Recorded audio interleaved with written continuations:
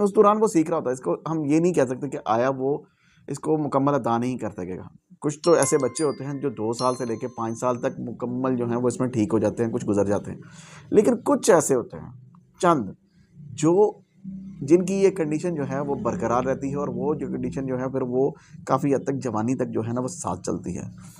अब इसमें बहुत सारे ऐसे केसेस भी हैं जो 75% जो हैं वो रिकवर भी कर जाते हैं, लेकिन बाकी 25% जो केसेस या 80 जो 20% जो केस हैं वो लुकनत का शिकार फिर मुसलसल रहते हैं। लेकिन कईयों को तो वो फिर वो हादसाती तौर पे या सदमा या अचानक फालज या स्ट्रोक या इस किस्म की कंडीशन पैदा होने की वजह से फालज की कंडीशन की वजह से उनको लुकनत का जो है शिकार वो हो जाते हैं। होता क्या है, असाबी खिंचाव, उतार चढ़ाव या सिग्नल्स का प्रॉपर वहाँ तक ना पहुँचना, दिमाग का असाबी प्रॉब्लम की वजह से ये जो कंडीशन है